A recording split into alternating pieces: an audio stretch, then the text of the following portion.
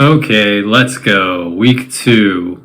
Week two of the Ravages of Time companion. Hi, welcome. So, let's get right into it.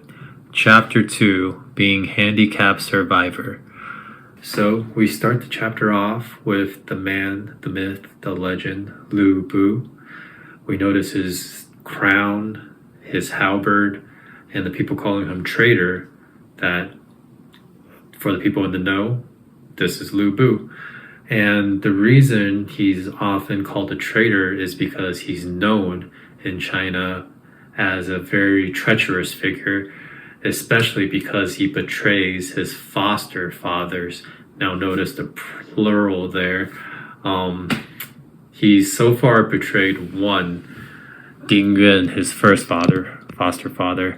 And then we see the next one come right up, Dong Zuo, the tyrant who sits atop the emperor. Dong Zuo is known for being very brutal in his regime, and they portray him as such. He's the man that Lu Bu kills his first foster father and takes to claim his position, his title as the Marquis to Dong Zuo. And they say that Dong Zuo is from Xiliang. By the way, the location names in this series is too many to name, and most of them you don't need to remember. But Xiliang means west, Liang. So the west is the northwestern region of China, which they sometimes think of as barbarians because that's more in the Mongolian Russian region.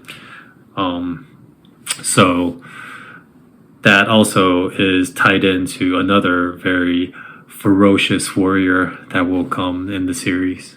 And we get our first peek at Xu Ling, who is the fictitious strategist for Dong Zuo.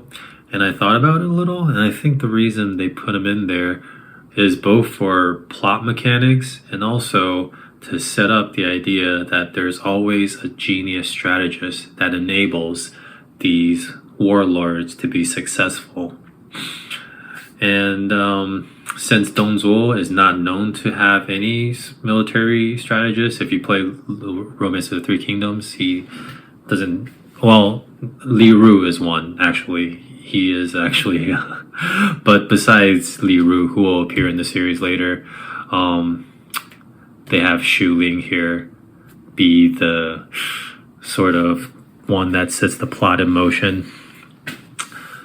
And along with Xu Ling, we also have the debut of Guo An. He shows up with his weapon, this melee weapon that no one in the Three Kingdoms series is known for. So we're left to wonder who this is. Okay, Chapter 3, being defeated warrior. Now, we have Guo An jump off the log in the river, just fly basically into the air to hop on this boat. And upon arrival, he just swings his mace-like weapon and knocks like 20 some odd people out.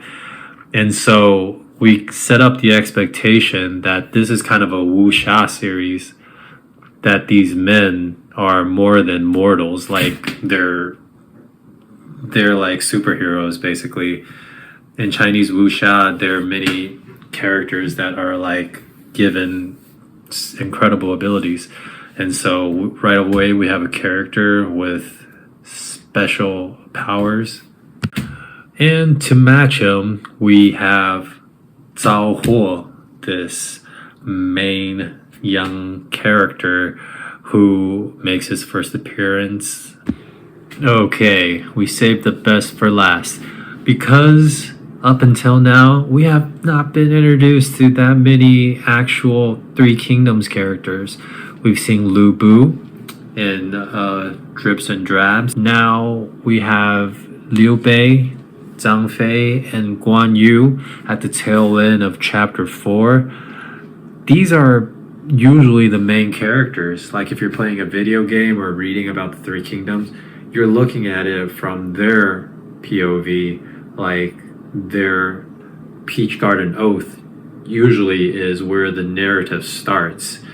Like, the famous story of the three brothers. They're not blood brothers, but they became blood brothers. You know what I mean. They're brothers from another mother. But here, they are introduced late in the game and not even with a full page spread. So, we see Liu Bei acting very uncharacteristically. He's being very not nice to certain mayors and the villagers. Zhang Fei is typically how people perceive him, like brutish, temperamental, violent.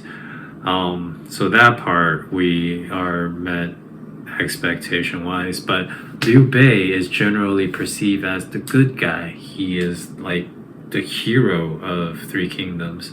So right now, this is the subversion I'm talking about. Like, what's going on here? Why is this Liu Bei so villainous? I don't like this guy that I usually play as. Yeah.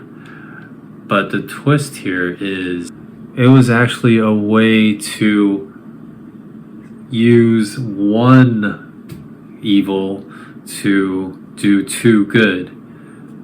Like, it was kind of a Machiavellian ploy, since the Guangdong army, the Guangdong alliance, was going to raid the city anyway. He raided them first so that the villagers wouldn't have anything of value to be robbed of, and it actually made them a target of sympathy for the Guangdong alliance.